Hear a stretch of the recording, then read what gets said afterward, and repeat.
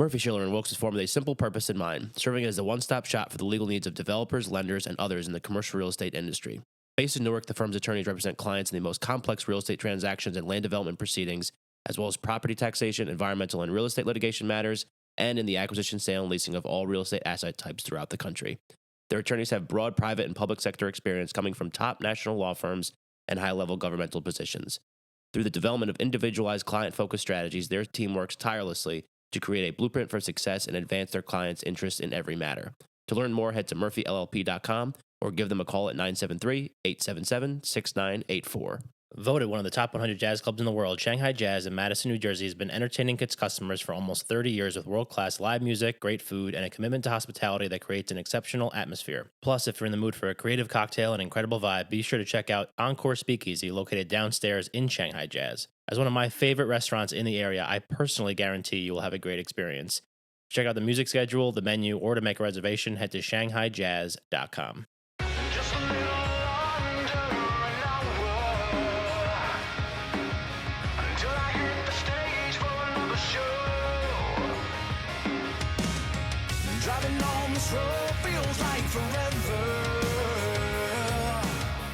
All right, what's up, everybody? Welcome back to another episode of Greetings from the Garden State. I'm your host, Mike Ham. We are on the campus of Ramapo College in Mayo, New Jersey, with Meredith Lee.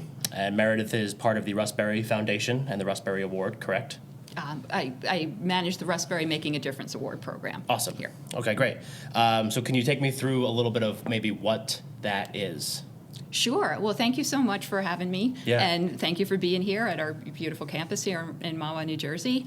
The Russ Berrie Making a Difference Award was started in 1997 by Mr. Russ Berrie, who was an entrepreneur and a CEO of the Russ Company, which was a toy and gift company that was a global, worldwide corporation. And, Mr. Berrie really recognized that there were so many people that were doing good work in their communities, not necessarily being thanked, being recognized, but they were out there every day, year after year. And he wanted to recognize them and give them a tangible gift, kind of a boost, shine the spotlight on them, and let them know how much they were appreciated. Yeah. So he started the Russ Berrie Making a Difference Award in 1997 and honored their first group here at Ramapo College then. And that has continued for 27 years. We're now in our 27th anniversary year. Mr. Berrie passed away in 2002, but his foundation, the Russell Berrie Foundation, has continued to celebrate this legacy program and bring in a new group of honorees every year to be recognized in the way that he intended. That's very cool. So let's just talk about you real quick, just so we get to know you a little bit. How long have you been with the Russell Berrie Foundation and with the award and all that? Sure. Well, I've been here at Ramapo College. Ramapo administers the program on behalf of the Russell Berrie Foundation. Have they always done that? They have always done that. So this has been a really great partnership. Mr. Berrie got to know the former president back then, Dr. Robert Scott, and began putting the pieces of this program together. And it's been a wonderful relationship, for 27 years where we get to honor these people together. So I've been in this position since 2017. So I've gotten to see now 6-7 classes, if you will, of honorees, which has just been, it's so inspiring when you hear what people do, you get to meet them. Every year we have over 250 people nominated, and all of those people are doing awesome work. We can only honor 10 or 11 a year, but to being in this position and reading and listening and getting to meet people that are just so committed to serving others is incredible. So I feel very, very blessed. Yeah. It's always really exciting to get in this mode of celebrating honorees every year. Absolutely. So I guess early on, maybe that first group of honorees, I mean, obviously that's like a flagship group, I would imagine, because that's kind of what set the standard for all this to be going for 27 years, which is crazy that it's that long for sure. So maybe even kind of the types of stuff maybe that first group was kind of involved with. Maybe that's too much of a callback or something, but obviously they had some significance because they were the first group. Sure. Well, back in 1997, every year the people who are honored, really represent a broad range of issues, different parts of the state. We've always wanted to make sure we're recognizing people from around the state, so it had that New Jersey flavor to it. And I know in the first year, I mean, there were individuals who were out there feeding people, making sandwiches out of their own money, out of their own pocket, setting it up because they knew people were hungry. In that first year, a couple that really had been in national prominence was the Kanka family, whose daughter Megan Kanka, was murdered in their community. They went on to have the legislation Megan's Law to protect youngsters in their communities. So, I mean, that was really momentous when you think about that on a national scale. Absolutely. The fact that they were recognized very early on. So, over the years, there's been different evolutions. What we see now is we, really call these folks change makers, because they're people who saw an issue in their community or something affecting an individual and just said, I want to do something about that. And they just kept at it. Yeah. And that's something that I can say from the very beginning that we look at it as people who've just stuck with things, longevity, not in the spotlight, just really working hard to make a difference. Right. Yeah, which I think is just so cool because, like you said, I mean, there's so many people. I mean, 250 you said for this year. Past year we had 277, which was the record year of people. But and I'm sure all of those are, 99% of them are doing incredible work in their communities, and it must be so difficult to whittle it down to 14. We have 11 this year. Even better. Yeah, right. Yeah, and we have an external advisory board, and it's led by community leaders, people in the philanthropy community, because they have those connections and they kind of know, they know what it takes to get things off the ground. Sure. So it's a tough process. Every year we feel really badly to tell people that they're not. They were not selected. I mean, we have folks that just do amazing work at a really community level. And we have folks that do things that really touch nationally. So it's amazing what people are out there doing, whether it's, really important animal rescue that speaks to issues that we might not think about, but it really affects our communities when you have a problem with feral cats, or you have a problem with animals that are not being cared for properly. So we have people doing things like that, to folks leading national campaigns around education advocacy and around homelessness, and so it's such a broad range of great work that's happening in New Jersey. Yeah, and that's another question I had too. I think you mentioned so this is a North Jersey foundation and award, correct? Well, no, the Russell Berrie Foundation is based in Teaneck, New Jersey. Yep. But this is a statewide award. Got it. Yeah. So for many years, they're kind of dating up myself, but pre-internet, we didn't always get the scope that we could, around the state. But as we get more and more great nominations from South Jersey, from Central Jersey, if you believe that there is a Central Jersey. That's a good one. Yeah, I like that. We definitely see that. So it's great. So the Russell Berrie Foundation is based here in North Jersey. They fund projects throughout North Jersey, as well as projects they fund in diabetes and healthcare, and they fund a lot of really interesting innovation in Israel as well. So. Great. And then the honorees and nominees, are they all based here in New Jersey? Yes, that is really the main criteria is you have to be a New Jersey resident, and the work you do has to benefit people in New Jersey. It can go beyond, but we need to see that you're actually located here in New Jersey. Yeah. I don't do anything nearly as wonderful, but it's just funny too because my having guests on the show is almost similar. It's well, I used to live in New Jersey and I do this and whatever. And so having to whittle it down and have some actual criteria for that is obviously important for sure. But then I also think you mentioned too the evolution of just kind of the times of historical things from 97 to now. Obviously a lot has transpired, and I'm sure that the evolution of that award and the way that the I think you said the selection committee, is that we have an advisory board that was the word I was honorees. looking for. And just kind of how maybe just kind of the focuses have changed and all that kind of stuff kind of over time, right? Yeah, I mean, the Russ Berrie Making a Difference Award has always looked for the unsung heroes. In the early years, we did a lot of folks that had done very heroic acts, which we still do. If those come across our nomination period last year, we had a great young guy who had been working for UPS for a few months, and when there was a lot of flooding down on Route 22, and actually rescued people who were floating by in his cars. Oh, so, wow. When we have folks that have done those heroic acts, fire rescues, and it's really that idea of kind of the untrained bystander, just someone who thought, oh my gosh, I got to do something, right. and they jumped into action. So, the evolution has really been around, issues that come to prominence, people that are working with communities where there are families that really need assistance with children with special needs. We do see a lot of programs because, food security has become such an issue and was, heightened during COVID. Sure. So a lot of folks that are really trying to address that in innovative ways, whether through business and through food waste, preventing food waste. So yes, there's really been that evolution, and I think more and more we're seeing people who, had the idea and followed through and actually founded an organization and kept it going. Right. So that's kind of where we see more and more, the folks that we're honoring this year, most of them are founders of movements, of organizations that are helping people in their communities. Yeah, because I would imagine, I'm 32, so the award's just a little bit younger than me. But even just in my lifetime, between 9/11, the Great Recession, you mentioned the pandemic, all that kind of stuff are just these moments where, great things, people that are going to do great things, they kind of come out of those terrible, tragedies or whatever.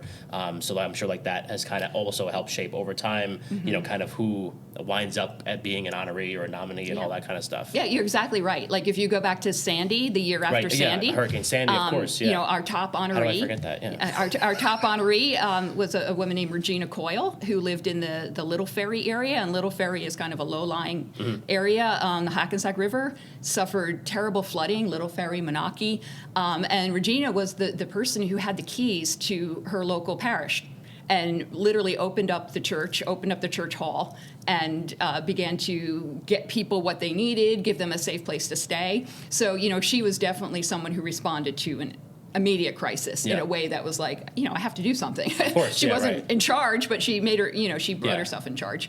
And then, certainly COVID, the folks that we honored that year, our top honoree is Dion Kakuta, who was a chef, did a lot of training programs with young people and disabled veterans.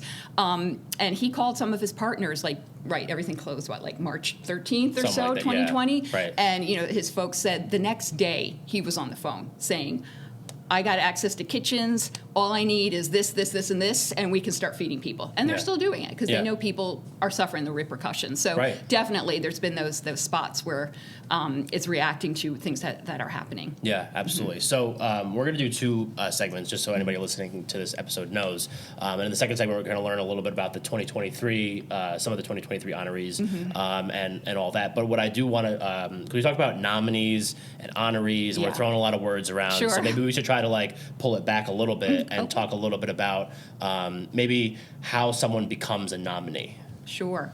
So every year in January, we run a grassroots nomination campaign.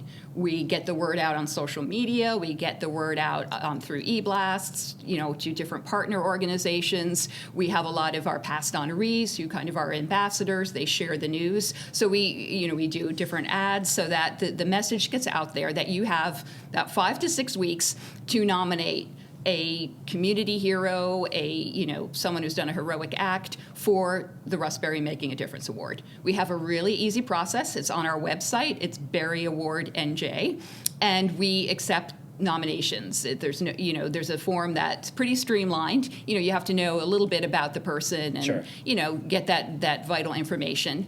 And we close that usually mid-February. And, there's no criteria really other than the fact that the person is in New Jersey and they're making a difference for people in New Jersey. Right. And, there's no limitation on age. We have people as young as 9, 10 years old, seniors, in their 90s. It's really you tell us about this person. You tell us why. We just ask you a couple questions. How are they making an impact?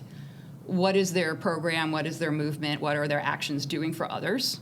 and then tell us why. Why should they, give us your passionate pitch here. Why should they win this award? Yeah, and then so from that nomination to when it gets to the advisory board, is there like further, I guess, research done on the nominees?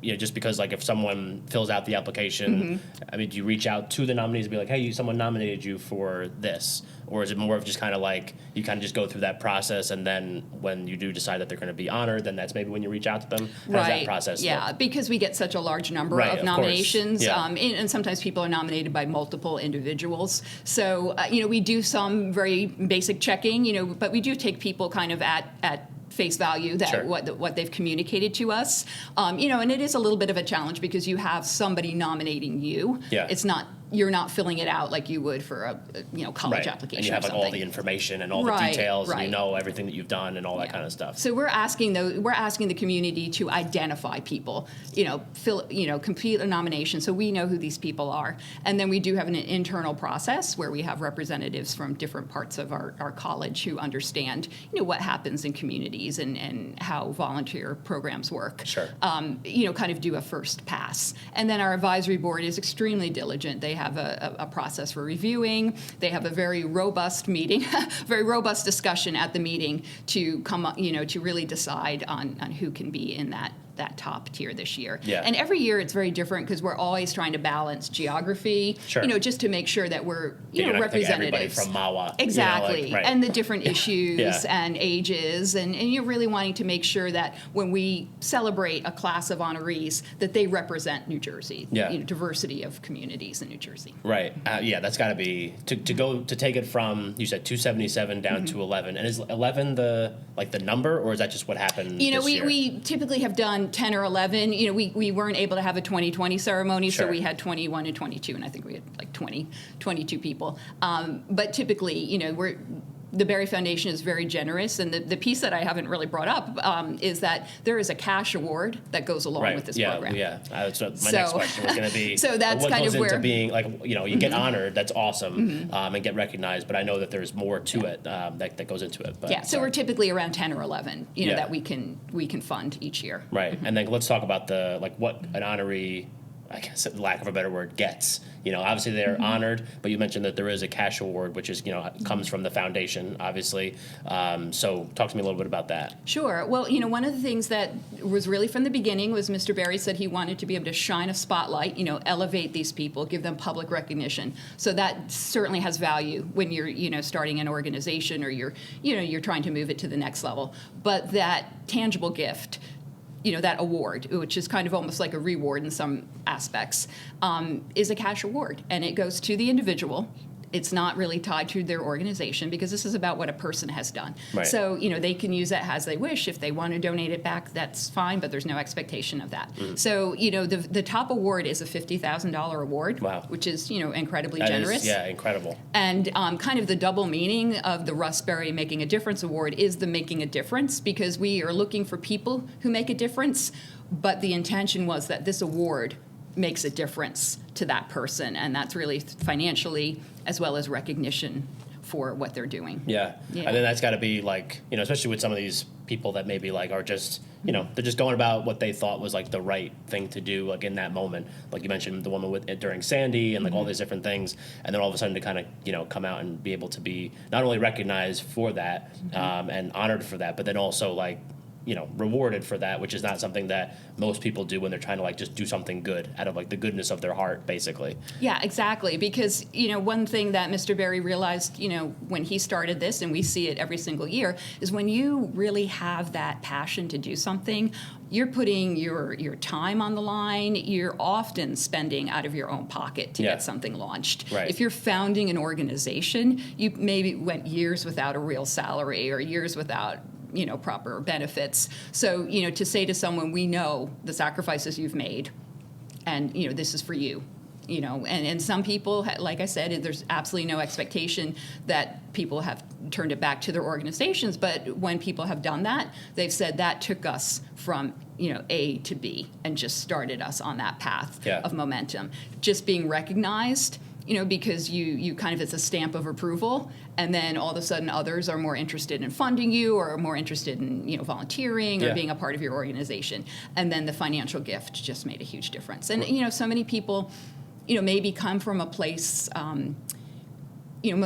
so many of the people that we see nominated and who eventually become honorees, something happened very personally to them, to their family, to their kids. And that's a reason they acted so passionately. And then to be able to be, honored and kind of made whole, if you will, through this process is really exciting. Of course, it must be just like an incredible thing for everybody involved. So like when you do honor them, is there like an event that takes place? Is there like a ceremony or something? Yes, we have an annual ceremony. It's always typically in May, early May. This year it will be on May 5th. It's here at Ramapo College. And it's really exciting. We do share video vignettes, interviews with each of the honorees so that people can kind of hear them tell their story in their own voice. And we have just a really neat ceremony where they're honored, they're brought up on stage, they're able to bring their guests, the people that have really kind of helped them on their journey. And then we have a great lunch afterwards. That's great. It's great to mingle. Every year lunch, people say, the networking benefit of being brought together in a room. And all of our past honorees, not all of them can come, but, we do get a great representation for that reason. They want to meet the new people. They want to welcome them to this community. And and I think maybe my last question for this segment before we take a break, maybe just so you said you've been with the award since 2017, and maybe take me through just kind of like seeing those different classes of honorees and just kind of like what's been the impact that it's had on you personally. Just kind of see all these great people that are doing such amazing things kind of roll through and be honored and be set up even more for success just because they already have like the good heart, and now that the foundation and the award gives them that much more. Yeah, that's a great question. Kind of like you, I've gotten to drive around New Jersey and visit a lot of people and communities that it's just amazing to see what people accomplish when they kind of put their mind to it. So, when I think back to the very first year that I was here, just, incredible work that was happening. We were in Camden, we were in Trenton, we were in Patterson, honoring people that, I would say most of those folks have really been at what they were doing for a long time. For me, you got to imagine that I'm the person who gets to call or write to someone and say, hey, you're going to be getting this award. It comes with a cash award, and that's really, really exciting to hear that people accept it with like such humility. They're usually just completely blown away. That first of all, someone nominated them, and that, our advisory board through their diligence has decided to honor them, that they are going to be Russ Berrie Making a Difference Award honorees. So it's definitely just been inspiring, humbling to meet people that are so committed, and just to see their response to that. And, folks have, they've told me things that are probably, some of them kind of personal about, financial situations they were in, real struggles, putting off different healthcare, necessities that they just could not find, funds, and they were able to do that once they won this award. We have somebody early on who has said, when I first started this, I put so much money into it, I wasn't sure how I was going to keep feeding my family every month, and when I got this award, we were able to shift things around, and I, kind of could take a deep breath and understand that I wasn't going to have to struggle that way. We have folks that have told us that getting this award put them on a trajectory, to be noticed for the CNN Heroes program. They said, the fact that you honored me, and now, and other, as I said, others who said, I was we were a bit fledgling when we got this, even though we've been doing it for 8 years. But, we went to the next level. We never would have gotten where we were without this award. So it's all really, really inspiring, really exciting. Absolutely. Yeah, I feel inspired. This is great. So we're going to learn even more about the honorees of 2023 in our second segment. We're going to take our break right now. So this is the Greetings from the Garden State podcast. I'm Mike Ham. We're here at Ramapo College with Meredith Lee talking about the Russ Berrie Making a Difference Board. We'll be right back. Bored of going to the same park? Want to try a new local adventure? Well, then check out NJspots.com, your home for finding a new spot to discover right here in New Jersey. With dozens of maps to check out, local hiking spots, family-friendly places, and seasonal suggestions, NJspots is waiting for you to find somewhere new to explore. That's NJspots.com. The Mayo Performing Arts Center is the heart of arts and entertainment in Morristown, New Jersey. MPAC presents over 200 events annually and is home to an innovative children's arts education program. To see MPAC's upcoming schedule of world-class concerts, stand-up comedy, family shows, and more, head to mayoarts.org or just click the link in our show notes. All right, we're back for our second and final segment of this episode of Greetings from the Garden State. I'm Mike Ham. We're here with Meredith Lee talking about the Russ Berrie Making a Difference Award. So in the first segment, we learned about the background of the foundation, the award, what you do there, different seasons, I guess, of the award and kind of its evolution from 97 till now. But we had talked about doing this episode 2 months ago, a month ago? Right, I think it was a while ago. During our campaign for nominations. Right, yeah. And we wanted to do this now so that we could actually talk a little bit about some of the honorees for this year. Right. And like you said, this is an annual thing. It's been going for 27 years, so we just happen to be doing it in 2023, and we just happen to be talking about some of the people that are honored this year. But so you said 277 nominees for this year. Right. With 11 honorees. 11 people selected. Right, okay. And so maybe we could talk a little bit about some of them, if we can, touch on all of them, that would be great. But I do want to learn a little bit about kind of the types of people that have been honored or selected this year. And so maybe people can kind of get an idea of the types of people that kind of come through this program. Sure. Well, what's really, kind of the tie that ties everyone together is that, they're doing things that make a really tangible difference. And a lot of times for programs or for individuals that aren't often in the spotlight. So it's really a broad range of folks from all over New Jersey. Our top winner this year is a young woman named Tia Ryans. Tia was... had faced some challenges early in her life that did lead to a period of incarceration. And, coming out of that difficult place, she enrolled in Rutgers University, earned her degree. And while she was on that journey, she realized that other people that had been kind of involved with the justice system faced a lot of hurdles around housing, hurdles around jobs and education, particularly, and has really made it her passion, her commitment to speak up and to put words into action. She founded something called the Fort House, which is a transitional living space, a private home where people can, restart their journey into the community. Right. She was honored. She was recognized by Governor Murphy and put on the Board of Trustees for the Edna Mahan Correction Facility, which is undergoing a lot of scrutiny, and was really the first person who had been, justice involved to be on that.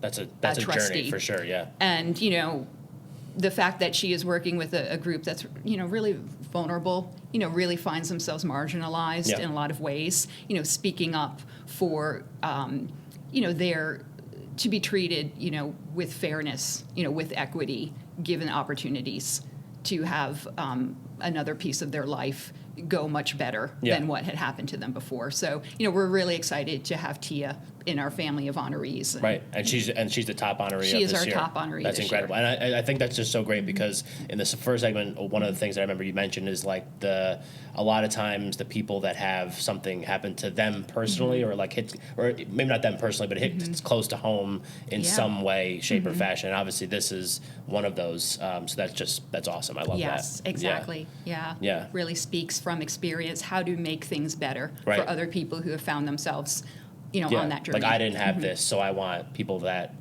exactly following down that same path. Obviously, like you don't want to go down that path in the first place, but sometimes, you kind of find yourself in, I mean, the concept is about restorative justice. How do you bring that concept much more to the forefront, and how do you raise awareness about people getting a second chance, a third chance, to rebuild their lives. Oh yeah, awesome. All right, so who else do we have? So another honoree is Melissa Walker. Melissa Walker has founded the Jazz House Kids. She's a professional jazz artist, and really saw how jazz could be a tool for children to expand their horizons in incredible ways.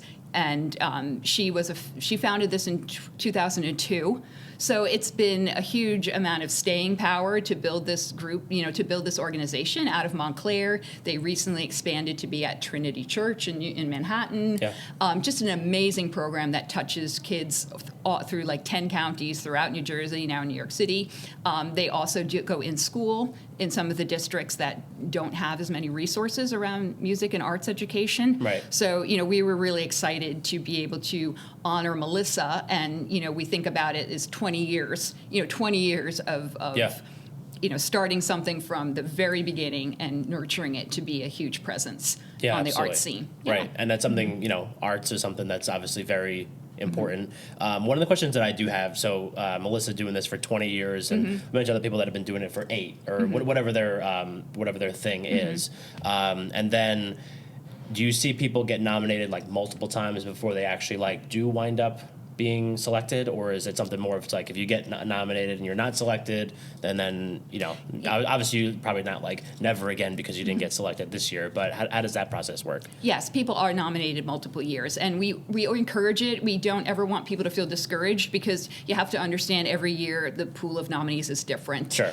And we do encourage people to nominate somebody multiple times, and their scope of what their work often grows, and maybe they've added some new thing to what they're doing. So yes, several of the folks in our class this year, we had seen their names before. Yeah. And this was the year that things worked out, and they really rose to the top. Right. So awesome. Yeah. Awesome. All right. So we've gotten 2 so far. So who else do we have? Pamela Johnson is from Jersey City, and again, a really personal connection. She, in her 20s, was at a gathering where there was a shooting, and she was actually shot. She was a gunshot victim.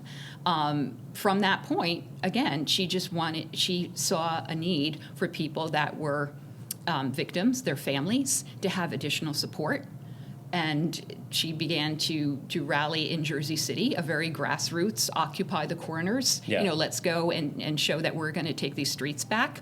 That kind of morphed into the Anti-Violence Coalition of Jersey City, which has now expanded to be Anti-Violence Coalition of Hudson County. Wow. So that is her organization. And what really stood out about Pamela is wanting to support victims, their families, from being in the hospital with them, making sure they had what they needed, but also looking kind of where this is coming from upstream, where there are young people or others that are, vulnerable to being involved in violence. Sure. And, kind of stemming the tide of that as well. So being involved really on both sides of that issue is really impressive. Yeah. So, yeah, absolutely. And I love so far that all 3, like you mentioned, the kind of different issues that they're tackling and all that kind of stuff. And I think that so far, obviously, they're very 3 unique, but also like really powerful type things that just kind of affect a lot of different people. Exactly. Yeah. All right. Well, why don't we keep going? Yeah. So as I said, we cover kind of the geography of New Jersey. So we have urban communities, we have suburban communities. We have younger people and older people. So one of our young people this year is a teen, a high school student named Riley Howerton. She's from Vineland. And what was really stood out about Riley's story was she was diagnosed on the autism spectrum as a young child, and in the course of doing regular activities, actually had heard some other children refer to her, using a really offensive word. Sure. Which obviously hurt very deeply, and she, with the help of her family, she put together a campaign she called "Choose Wise Words." Meaning, think about what you say, think about how you talk about people. And that led to a book being published, a lot of speaking opportunities, as a child to be able to go out and talk about inclusion and kindness and how do we treat each other. Yeah. And, we're really excited to honor Riley. She uses sports. She's a great athlete, so she uses sports as a platform and also some pageant work where, this is really about kindness and inclusion. So yeah. Awesome. It's great to see a young person. I love that one too. Yeah, and especially I definitely think on the young people, because there's so many stories like that of like someone like a kid basically that is like all of a sudden kind of put in this position and does something like really amazing like this story, which is phenomenal. I love that. Yeah. Yeah.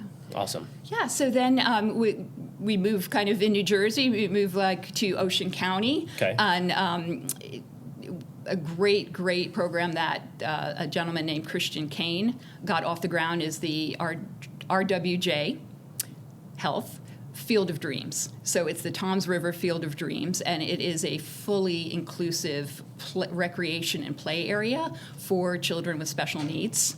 And that really came out of Christian's own experience, where he was in an accident and his son was a young toddler and was really very severely injured from that. And they began that journey that people don't exactly understand or expect of being a family with a child with some special needs. Yeah. And, he very poignantly talks about, trying to access play areas, trying to access, and just having struggles. Right. And he's a high school math teacher in Toms River, and just again said, you know what, I want my son.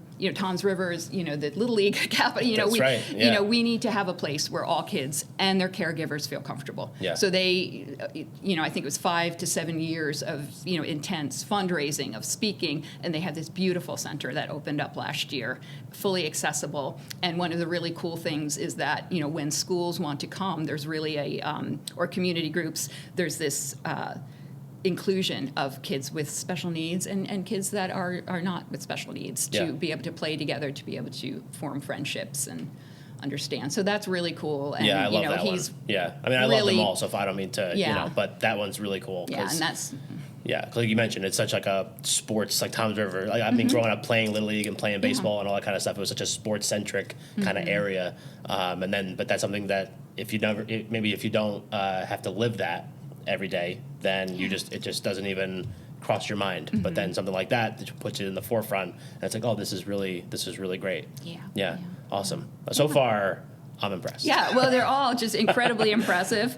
Another person that we're being able to honor this year is a woman named Claudia Wheeler. Claudia was a U.S. Navy veteran. She is an elementary school teacher, and in her spare time, she was rescuing 4 tons of food from all different places and distributing it out to this whole network of churches and shelters and different community groups where she knew people needed food. Yeah. I mean, and like I said, she works as a teacher. Right. She's doing this a complete passion project, and it's called the Salt Foundation. And the idea that a little bit of salt kind of preserves and seasons what is being put into, and that's what she wanted to be able to give back to others. Yeah. So where's she? You said the waste, or she's about the how many pounds of food? Yeah, what we understood from her nominations, it could be up to 4 tons of food. 4 tons of food, and where is that coming from? Yeah, I mean, from either restaurants, from stores that Yeah. So it's so interesting because I did sidebar, but on the day of this recording, we actually posted an episode with this guy Oliver who runs Harvest Drop, which is basically like this organization that he works with local farmers and local chefs, and basically kind of like has streamlined that process for farmers to work directly with chefs. Okay. But he was talking about like some of the bigger kind of like restaurant groups and like those kind of companies, and it's like 3% they just write it off as waste, but that's like so much food. And when you mentioned in the beginning, like with the food security, I mean, like something like this it's like a no-brainer almost. Like, of course, like there's so many opportunities to kind of like give that food to someone that needs it. Exactly. Yeah. So, I mean, that's amazing. And, from what we read about Claudia was, she's on the road, she's up and down, the turnpike and all over, being able to just do this. And, of course, with a wonderful team of volunteers. Sure. But, yeah, of course. She's kept that going for 12 years. Yeah, so, awesome. Amazing. I love that one too. Yeah. We have another kind of young person in our mix, Zania Lewis. She started as a teen the Yes She Can campaign to really equip other young people who may be facing some challenges, on their path to college and career readiness. And just has had a lot of opportunities to share her platform. And what was really intriguing, and one of the things that the committee or the advisory board looks at is, are there people who have really moved the needle on systemic issues? We talked about the Kankas in that very first year. And one thing Zania was very adept with is she, as doing college and career prep, she realized this issue of scholarship displacement, which, you know, most people shake their head and say, what's that? But it has to do with when you are applying to college and you get a financial aid offer, some institutions will deduct your private scholarship money from that. So you don't come out ahead. Right, you know, you still owe the same amount of money, even though you earned this great scholarship from a community group. Sure. So Zania really advocated around that, and it actually worked with one of the legislators in the New Jersey Assembly to have a bill passed that great. Prohibits at public institutions. Right, of course. Yeah. So that families that think they can afford X, that's what they'll be paying, and really keeps kids on that track to go to college. Yeah, that's a great one too, just because like the way that I used to be a college baseball coach in another life, and we would always talk about, and I worked at schools that were, you know, $60,000, private institutions, but $60,000 more than that. And that was always something we always used to talk about on the recruiting trail with other coaches, is like, when is that like college tuition bubble kind of like gonna burst or whatever? But it just seemingly keeps going up. But then, like, you know, most families, it's because if you're sending your first kid off to college, how could you be educated on that without actually going through it once? You know what I mean? So that's another great one, because actually, like, knowing, you know, what you're going to pay. Exactly. You know? And not being surprised at the end when you think, my gosh, I really hustled to get this from, you know, the Kiwanis or the, you know, from whatever community group. And it disappeared. Exactly. Anyway. Awesome so far. Yeah, so there's a few more folks that are just really incredible. Carol DeVore is based out in Hunterdon County, so, you know, we love seeing people that are, as I said, all around the state. And it's a localized program that works in Hunterdon, Somerset, and Warren counties to help families that are on the journey with the legal system around custody, divorce proceedings, you know, where there's children involved. And this, again, came out of a really personal experience that Carol had that kind of showed some real flaws in the system when there was, you know, abuse or other, you know, difficult situations involved. So what she created is called the Safe Harbor Child Access Centers. So supervised place where families that are going through the process can meet, you know, parents, non-custodial, can have, you know, visits with their children, but it's done in a safe, you know, kind of trauma-informed way, so that the child is really at the center of how do we, you know, preserve, you know, their childhood without, you know, a lot of what's happening amongst the adults. So really, really interesting, so needed, you know, and again, until you've encountered that, you might not understand what happens. And that's really a beautiful thing about this award, is we really want to shine a light on things that you know are so important but may not be in the news every day. Yeah, it's like one of those things, like you said, if you don't live it, or you don't actually go through it, you may not even think about it. But then all these different ones, you know, like some I can relate to, some I can't. But then also, like, just talking about them is like, that is actually something that is like an issue that needs to be addressed that seemingly no one is addressing, but obviously people are, which is great. How many more we got? 2, 3? So we have 2 or 3 left.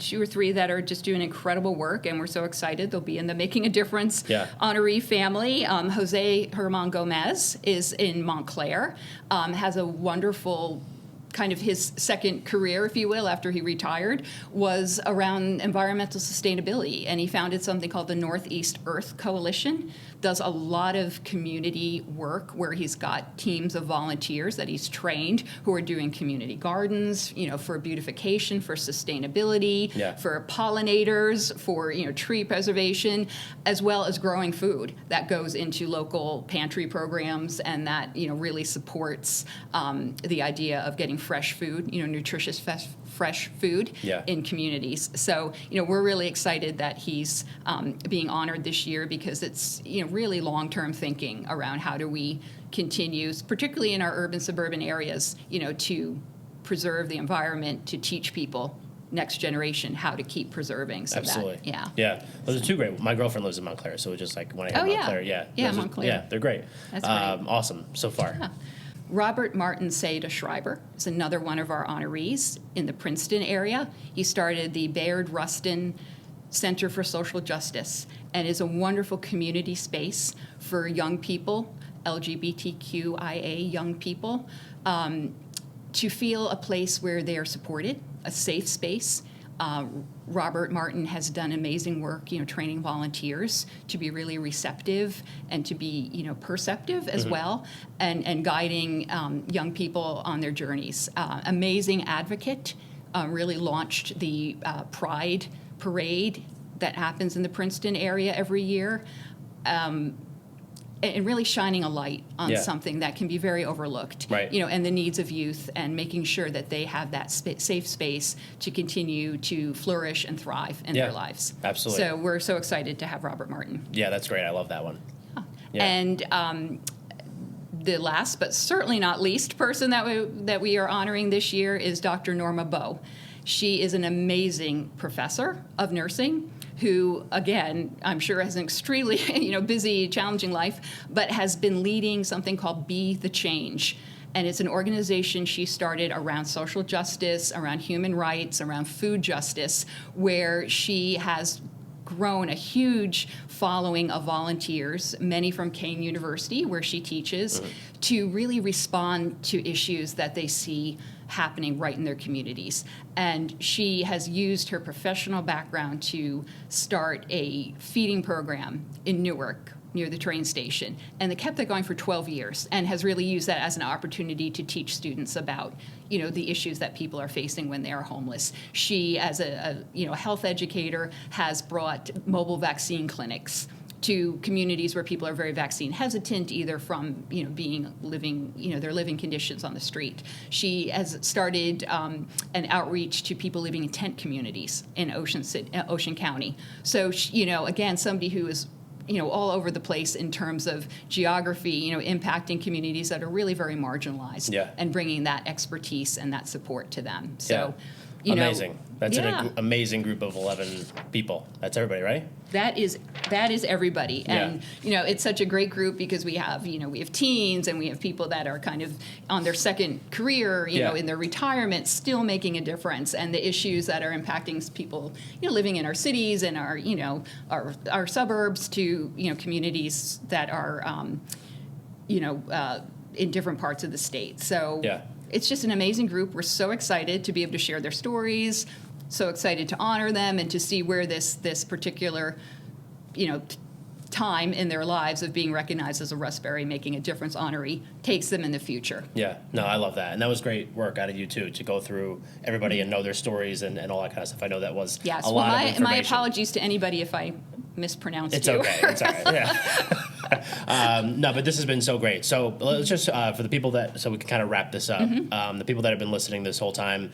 they kind of get an idea of the types of people that are, have been selected this year at least. And then we've mentioned a couple over the course of the episode that have been nominated in the past. But let's just go through that process again. Like, if they know somebody in their community that's making a difference and is, could be a potential nominee or a selection of the award, how do they go and do that again? Sure. Well, I would encourage people to start following us on our social media. If you type in Berrie Award NJ, Russ Berrie Making a Difference Award, you will find us. We're active on social media. Also, our website, Berrie Award NJ. That way you can kind of be in the loop, because it's every January, kind of December, we start talking about it, but in January is when the nomination campaign opens. Right. And that's when, you kind of gather your basic information about who you'd like to nominate. If you go to our website, you can actually sign up for our mailing list, which means you'll definitely be reminded of this. Yeah. So I would just encourage people to start, following us. You'll get to see the people being honored this year. You'll get to see videos of them. Kind of after our ceremony in early May, we'll have a video presentation that will highlight each honoree, so you can begin to kind of get the gist of what it is that sets people apart. Yeah. So that you can kind of work that into your nomination. Yeah. Are there other ways for people to get involved with the award outside of nominating people? Is it one of those, or is it more just kind of like we need people to nominate? Well, we always, our story is really about. Our story as the Russ Berrie Making a Difference Award is really about the people we honor. Okay. And, we have a honor. If you go to our website, we actually have a directory where people who've been honored, who are kind of active in their organizations, you can find their organization. You can find this website. Right. You can find a social. And if you say, wow, that's in my community, or this issue really resonates with me, you can learn more. And we really want to point people to to being involved, you know, in their community. And also just the idea of being inspired to do something. You know, it may not be connected to one of our honorees, but if you see something great happening in your community and you want to make a difference that way, you know, we really want to encourage people through that. Yeah, no, that's great. And this has been a great episode. I really appreciate you inviting me here and doing this with us. So thank you so much. Oh, well, thank you. I mean, we're always excited to talk about the Russ Berrie Making a Difference Award and the incredible people that we honor. Yeah, of course. Thank you. Of course. And so again, I'll make sure that I put the social handles, the website in the show notes so people can go and just click it and take it right to those platforms. But again, thank you so much. So this has been the Greetings from the Garden State podcast. I was Mike Ham. I still am Mike Ham. We were talking about the Russ Berrie Making a Difference Award with Meredith Lee. Thank you for listening, and we will catch you next time. Crowd of lights on me.